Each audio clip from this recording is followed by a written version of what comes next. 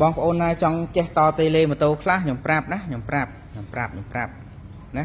នេះតេលេម៉ូតូស្អាតណាបងប្អូនអើយនេះសេរីទំនើបដូចតេលេឡានអញ្ចឹងស្អាតណាឃើញទេស្អាតនេះស្អាតណា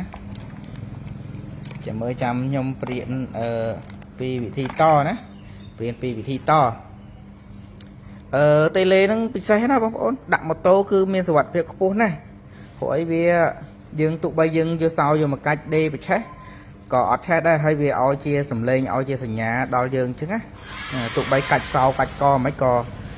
វាមានសុវត្ថិភាពអីវាជួយយើងជួយផ្ដល់ដំណឹងដល់យើងអញ្ចឹងណាតេលេគឺសំខាន់ហ្មងបងប្អូនទិញម៉ូតូថ្មីគួរតែដាក់ម្នាក់មួយទៅណាឥ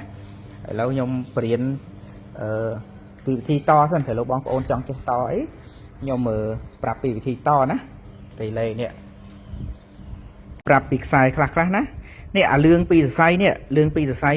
អាហ្នឹងជាខ្សែចូលសញ្ញោឆ្វេងស្ដាំទោះបីដាក់ម៉ូតូអីក៏ចូលសញ្ញោឆ្វេងស្ដាំដែរណាហើយទឹកក្រូចនេះខ្សែចេញពីសោណាខ្សែចេញពីសោហើយនេះអាពណ៌ទឹកប៊ិចនេះគឺខ្សែចូលខ្សែ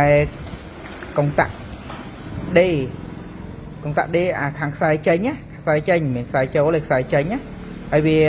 បញ្ចេញដោយភ្លើងអាហ្នឹងមានបញ្ចេញម៉ាស់ណាបញ្ចេញភ្លើងបើយើងគិតម៉ូតូ016ឡើងលើ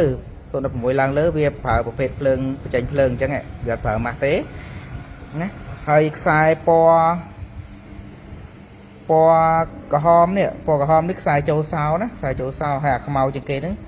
ខ្មៅសុទ្ធហ្នឹងគឺខ្សែម៉ាស់ណាខ្សែម៉ាស់ហើយខ្សែប្រភេទនេះយើងចូលប៊ូប៊ីនក៏បានដែរអត់ក៏បានដែរណាហ្នឹងខ្សែពណ៌ផ្កាឈូកនេះចោលទៅមានប៉ុណ្ណឹងចាំមើលខ្ញុំប្រាប់ពីវិធីតនៅម៉ូតូម្ដងណាម៉ូតូម្ដង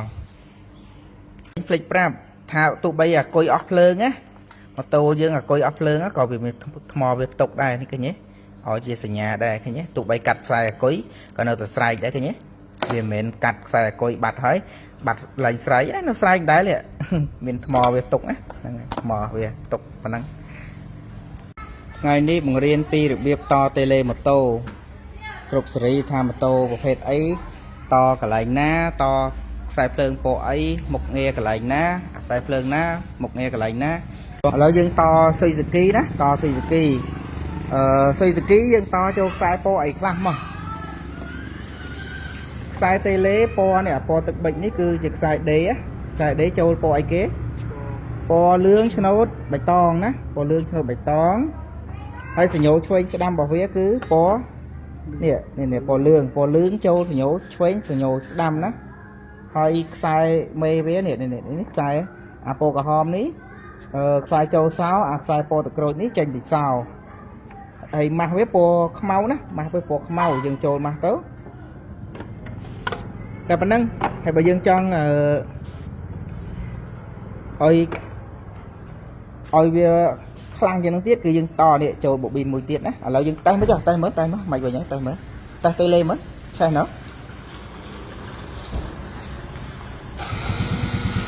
ឆេះហើយណាឆេះហើយ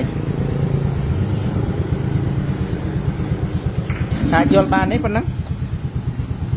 យល់បានអត់បងយល់បានទេប្លុតវិញមើលប្លុតចុចអានឡុកអាហ្នឹងឡុកហើយវាសុវត្ថិភាពខ្ពស់ហ្នឹងសុវត្ថិភាពខ្ពស់